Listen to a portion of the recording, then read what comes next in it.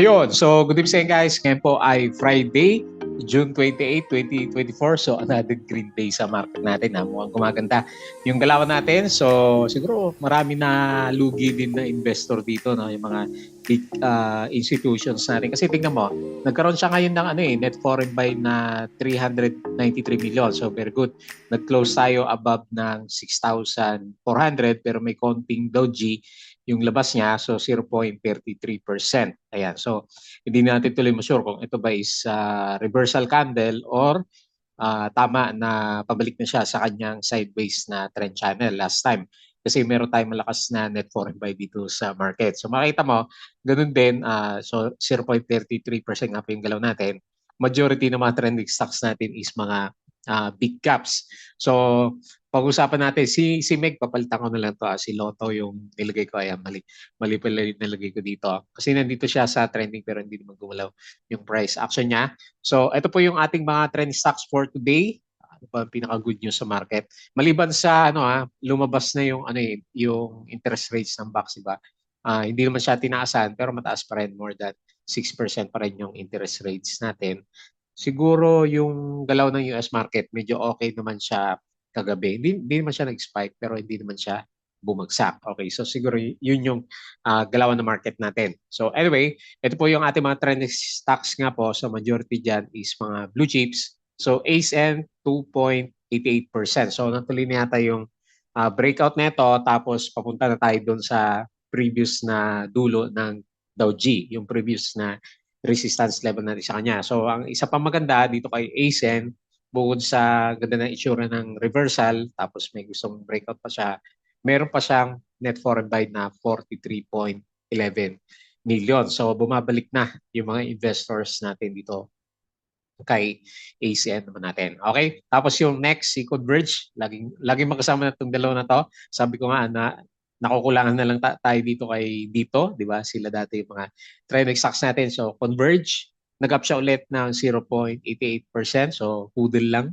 Hudol lang ba yung gagawin natin sa kanya? Papunta na siya sa 11.8 na resistance natin. So meron siyang 3.98 million net foreign buy pa rin naman sa market. SEC, okay, baliktad to . So umakyat siya, di ba? So meron siyang 1.35 million or rather 1.35% na galaw, and then meron siyang net foreign buy 85.43 million. Pero meron siyang mga disclosures na parang yung mga executives natin nagbenta na. So ewan ko kung nahuli na nilabas yon. Pero tingnan natin by next week kung masustain niya yung kanyang rally. Kasi nagra-rally din tong SEC natin. Tapos si Meg, palitan ko na lang si Lotto na lang. Nagkamali ako lagay. Lotto, meron siyang gain na 7.52%. Kumuha din tayo na pag-uusapan doon sa mga maganda yung galaw. So pabalik din siya. Pati si RCI, di ba, pabalik din yung price. So meron siyang 429k net foreign sell. Tapos si Globe, eto nakarangkada na, di ba? So panalo. Meron siya ulit gain 0.48%, and then malalakas yung niya, may mga net foreign buy na tayo, di ba? 114.63 million net foreign buy. Tapos si MRC, ito, nag-uukay pa rin si MRC natin, negative 8.33%, and then meron siya negative 4.53k na net foreign sell dito sa market. So walang catalyst kasi itong si MRC naman natin. Okay? So yun po yung ating mga trending stocks for today. Disclaimer ulit sa mga bago sa channel natin. As usual guys, pakibasa mo na lang. Sabi natin, yung ating review is for educational purposes lang po yan. So wag mo pong gagamitin yung review natin as a reason para mag-buy, mag-sell, or hold ng stocks. Meron po kasing risk na involved dito sa market. Due diligence na lang po kung stocks yung gusto mong bilhin. Ayan. So, and then follow mo ako lagi dito sa ating Palawi Trader na YouTube channel. Subscribe ka lang po para update ka dito sa mga trending stocks reviews. Or kung gusto mo naman kasi mag-July na, join ka dito sa trading group naman natin. Ayan. So, open po yan anytime naman. Pero ang pinaka-cycle natin is second day of the month. So, July 2, yung official na opening ulit natin sa kanya. Ayan. So, sama ka sa mga trades natin dito. Ayan. So, sa mga nakasubscribe, maraming salamat po dun sa mga usual viewers, trending stocks, yung ating mga company reviews, yung mga sample trades, mga basic indicators, fundamentals, risk management, plus yung ating mga basic na PSC stock market studies. Ayan. So, weekends na naman po. Aral ulit tayo ng ating mga indicators naman. So sa crypto, follow mo lang po ako dito sa at parehas tayo. Ayan, so Palaboy Trader Crypto ko to. So nagkamali tayo ng post. Ayan. Oh, ayaw niya, no? Crypto yung nilagay natin eh. Hindi lumalabas yung ano, yung isang channel natin na. Okay, so anyway, balik tayo. Ayan, saka pa tayo nag-ayos habang nagbablog. Nandito naman siya sa bandang baba. Ayan. So, check mo lang po yung ating Palaboy Trader na crypto to para sa mga play to earn games natin. Tapos sa social media, dito sa ating Facebook account, follow mo na lang po ako dyan. At saka dito sa ating Facebook page, pili ka na lang po na gusto mong uh, tignan or i-monitor para sa mga trending stocks. Bodega Peak, yung article natin sa local market dito sa US and cryptos. Baguhin nga natin itong style ng website natin. Tapos yung mga news natin for today. So hanapin ko muna yung pinaka-summary kasi maaga naglabas si Philippine Stock Exchange. So very good. Balik tayo sa 6.4, 6,411.91. Parang nagdahilan lang tayo dito sa malaking drop na to. Ang problema dito, sabi ko sa inyo, yung malakas na drop na to ng market natin last time, ang daming napakat-loss na foreigners. So, baka mataas to sa kanila, baka hilahin ulit yung market natin. Anyway, mamaya, silipin natin. So, 0.33%. Asan na yung summary natin? Maaga naglabas si Philippine Stock Exchange. Nalampasan ko na ba? Wala, no? Saglit. Ba't nawawala tayo? Ayan, hanapin ulit natin. Hindi tayo ready sa review natin. Saglit lang po, hanapin ko lang si Philippine Stock Exchange kasi maganda yung pinaka summary niya. Saan ba siya? Ito. Hanapin lang natin ng konti. Wala pa, no? So kapon pala yung sinasabi ko. So anyway, ito na lang. Foreign funds sold, meron pa rin binibenta. BDO, Union Bank, FGen, Manila Water, CNPF, DNL, EMI, IMI, AC, Aboitiz, Costco, Ali Rich, Meg, Cebu, Bell, Bloom, at saka si Lotto. So foreign funds bought naman, BPI, CBC, East West, PSE, ASEAN, URC, EI, AGI, JT Cap, CRITS, at saka si SMPH. Ayan. So ano ba sabi dito? Solid Group Incorporated, SCI, declares regular cash dividend of 0.1 per common shares. Tapos yung, futures. O mukhang maganda yung futures ng US market to. Okay, hopefully bumalik si Nvidia natin. Lagi natin pinapanood sa trading sa gabi kasi siya yung bida sa US markets. Ayan, so ito yung mga decliners natin kanina. Ayan, si Ali, hindi na naka-recover, video, laglag. Okay, mamaya silpin natin yung actual. So Philippine PSE Index rise 0.3 kahapon yan. Ayan. Okay. So 7-Eleven, taas na rin ang price niya, 7-Eleven. PSE yung galawan sa Asia. Okay tayo kanina umaga, di ba? So ASET talaga yung nanguna dito sa lisahan ng blue chips. Robinsons, Costco, Ali, Mrs. G. Ayan. So meron siyang share buyback. AC says its board approved the issuance of preferred shares. Sino pa ba? June. BSP rates, hindi man nabago. NRCP, ito, makiat to kapon, no? Ayan, 10.98%. Pero sa SGP, hindi ko malaw. So, National Insurance Corporation posted 862% increase in net profits. Okay, yung US market, okay siya kagabi to, no? Okay naman siya, hindi siya masyadong bumagsak. O, ano sabi nila? Baka window dressing to, end of the month. Ayan, so okay naman yung galaw dito sa US market. Silipin natin mamaya yung futures naman niya. Okay? So guys, yung ating Patreon channel, as usual po, yung mga gusto sumali sa trading group, i-double check mo lang po yung Patreon. So open po yan anytime. At kung gusto mo matuto, sumabay sa mga trades natin, andito po tayo sa Patreon channel naman. Okay? So tingin tayo dito sa galaw ng market. Medyo nag-doji yung kandila natin. Pero 5 days, di ba? So 1, 2, 3, 4, 5. Ganda ng mga candles natin. 4 green and then lumabas pa siya ng 6,400. So which is hindi rin natin expected kasi nga, di ba, ang binabantay naman natin lagi sa kanya yung net foreign buy na market. So parang nag-breakout tuloy yung nagkaroon na reversal yung index natin. Saglit ano ba nangyari dito? Okay, so medyo nauntog siya ng konti pero good vibes tayo. Kahit papano, kahit ganyan yung kandila natin kasi nga meron tayong 393 million net foreign buy. Tapos nag-close tayo, psychological level na more than 6,400. So 0.3 33%. Kaya medyo yung ating mga blue chips, pinag-usapan talaga for today's trading natin. So yung RSI, okay, slightly below pa rin naman siya ng 50. Nag-breakout na ba? Saglit. Lagyan natin ng drawing. Ayan, may konting breakout sa downtrend. Tapos, pabalik yung itsura naman ng MACD formation natin. Ayan. So, July na. Ano kayo mangyari sa Ghost Month? First time kaya sa Ghost Month na maganda yung galaw natin. Kasi nauna tayo sa Ghost Month June pa lang naglaglagan na yung market natin. So, tingnan natin next week. Kung mauntog tayo, double bottom ang usapan pagdating ng Ghost Month. Pero hopefully hindi naman. And then mag-stay na lang tayo dito sa 6,400 para sisilipin ulit natin sa kanya next week is itong sideways na trading channel. Pero siguro hindi na yan, no? Kasi downtrend to. Tama, sige.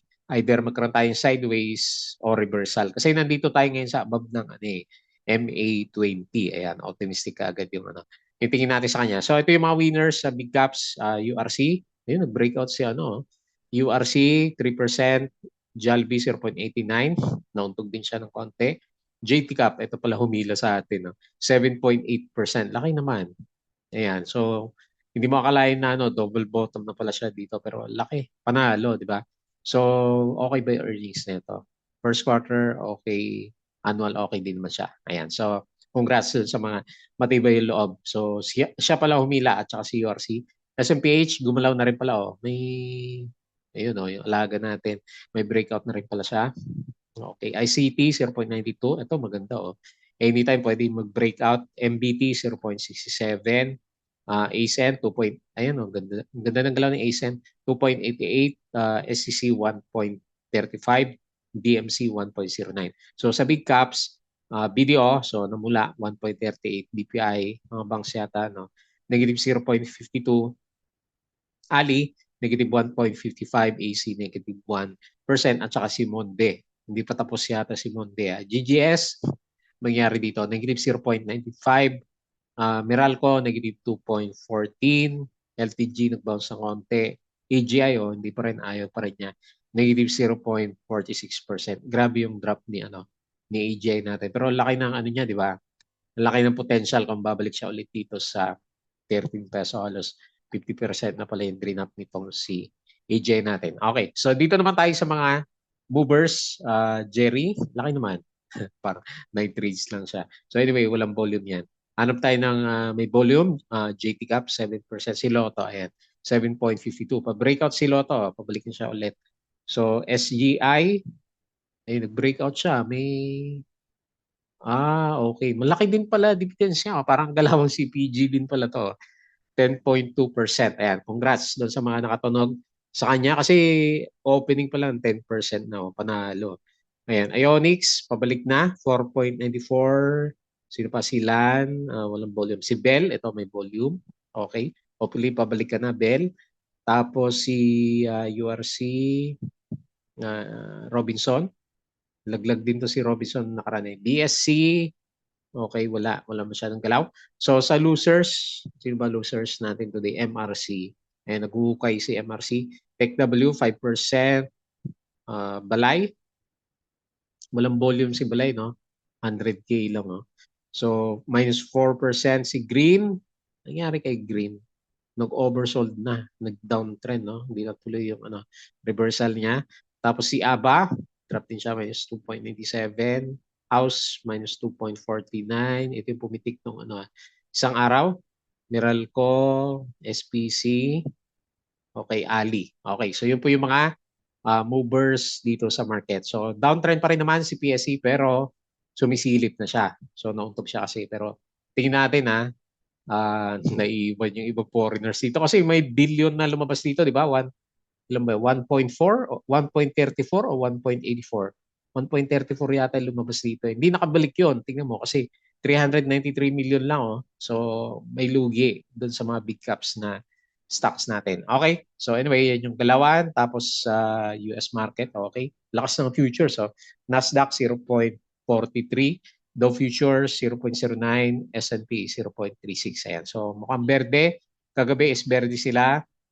European markets, may mix ba tayo? Pero karamihan is berde. And then Asian markets, may mix. pero mas marami yung verde. Mas marami yung nakita natin na green. Ayan. So maganda pala yung trading natin for today. Kaya medyo pinitik si JT Cap. So dito naman sa crypto, babawi na kaya si Bitcoin 61K pa rin. Ethereum 3.4, BNB 576. Nakakulong na ba si CZ? Pero yung kulong niya ilang 3 years lang yata o 3 months, tama ba? Hindi man gano'n katagal yung kulong niya eh. So nagbayad lang siya ng malaki, 3 billion US dollar yung binayad niya. So tapos ano bang galawan dito? Ayun si Abax, so 7%, si USD 7%. Eh may mga pumitik. Si Dutch 3.7%. Okay? So yun po yung galawan sa global markets at saka sa crypto. And balik tayo dito, pag-usapan natin yung ating mga trending stocks. So dito tayo sa mga blue chips. Ito yung mga usapan ngayon. Ayan. So 1% na dividends, wala naman niya, maliit lang. Pag bumili ka na sa kanya is lugi ka na, di ba?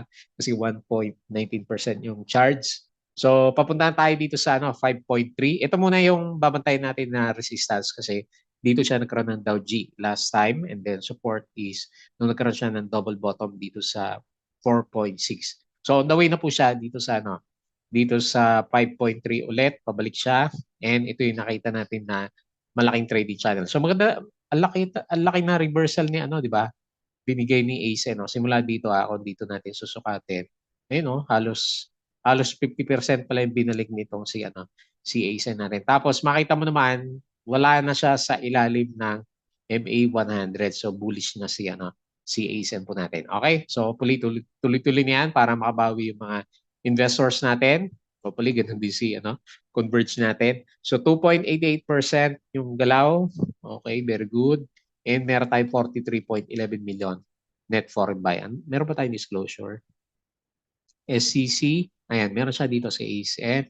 Executive, hindi ko rin mag-gets to wala naman siyang explanation. Executive Committee Approval of ASENS Business Separation and Unbundling Plan for 2023. Ayan. So, hindi ko rin alam kung ano yung pinaka-details yan. Next, Converge. Congrats din ulit kasi another good candle. Tapos, pa-break na tayo dito sa 11.8. Tama ba? 11.6 pala. Yan yung pinaka-resistance natin sa kanya, may current na main resistance. Pero sa ginagalaw niya, kasi meron pa rin naman siyang net foreign buy. Ayan. So ito yung pinaka-chart natin, and then nakarangkada na siya dito sa support. So 3.98 million net foreign buy and 0.88%. So very good pa rin kasi na sustain natin yung uptrend na galawan nitong si Converge, and then okay din lahat ng mga indicators niya. So buhay pa rin yung volume niya, oh. Meron pa rin, no? So buhay pa rin yung volume nitong si Converge. Okay. Hopefully meron pa rin siya by next week. Next, SEC. So meron nakita ng disclosure kanina. Isa lang yung binuksan ko. Marami siyang disclosure doon na pinakita kanina. So change in shareholdings. Ba't naman nagbenta si Sir?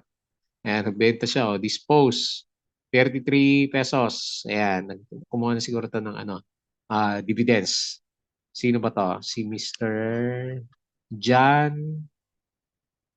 Si Ma'am Maria. Baka na, galing ni Ma'am Maria. Tanda mo ba nung huli siyang bumili? 33 din ba yung bili niya last time? Parang ito din yata yung bili niya last time, no? Nung namimili siya dito, nung na-announce yung dividends. Dividends lang yung kinuha ni Madam, no? Ayan, lumabas na siya. So, yun na ba yung clue natin? Para lumabas na rin dito kay SEC natin.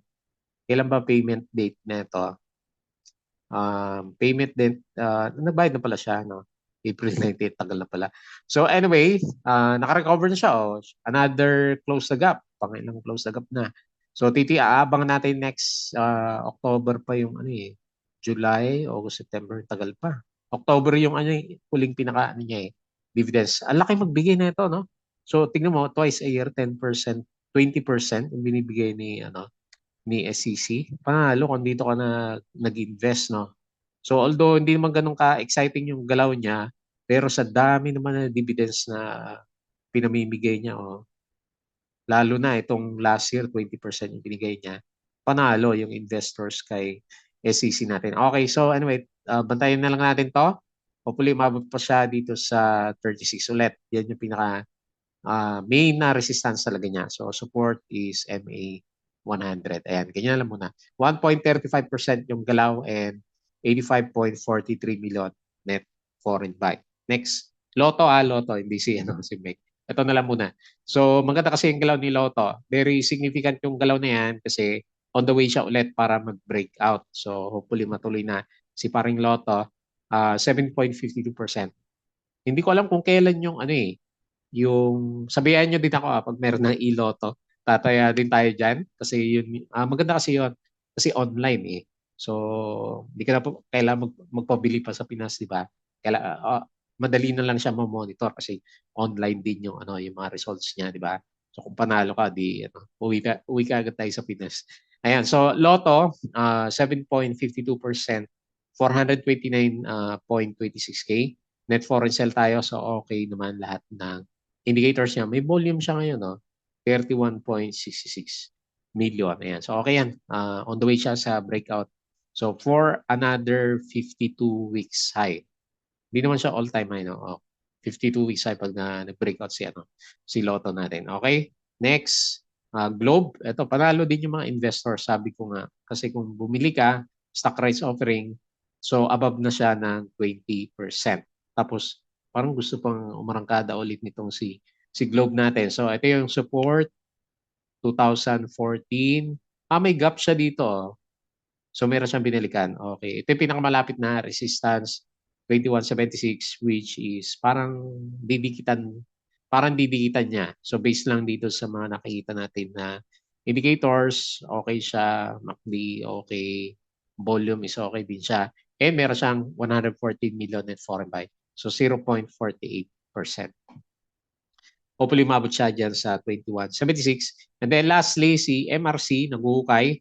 Marami na rin siguro nakaabang dito. Ano bang bottom natin dito last time? Wala na tayong balita dito. Ayan, pandemic to, di ba? So, mababa pa siya sa pandemic. Pangit ba yung niya? Wala na siyang support. Okay, so, lagyan na lang natin resistance. Kasi naghuhukay yung, yung price action. So, resistance 0.6758. Malapit na ba to? Parang hindi pa So, kasi tinitingnan ko, sa tagal niya dito sa oversold, wala tayong makita na direksyon na pa-reverse. So, negative 8.33%. Malapit na rin siguro kasi pinag-uusapan na siya So, marami na nag-aabang doon sa reversal side nitong si MRC. Pero ngayon wala pa, hindi pa natin makita. So, breakdown tapos lahat ng indicators downtrend yung pinapakita naman sa kanya. Okay, ingat na lang. Ganyan yung mga stocks natin. Ayan. So, yun lang muna yung ating review. So, very good naman yung week natin. Last week, very bad. 1, 2, 3, 4, 5 Friday, no? Very bad last week, pero binawi naman niya. Although, sabi natin, hindi naman lahat bumalik. Pero may mga winners pa rin kahit pa paano for this sudden drop ng markets natin. Okay po. So yun lang muna yung ating review. As usual, bago tayo mag-close, please don't forget to subscribe dito sa ating Palabra Trader na YouTube channel. Pwede ka mag-join dito or doon sa Patreon. Crypto ko to, Facebook account, Facebook page, Bodega Peak, Twitter, and Patreon yung mga gusto ng guide sa trading sa market. Sali lang po kayo dito sa Patreon channel natin. Okay, so yun lang. Maraming salamat. Happy weekends po.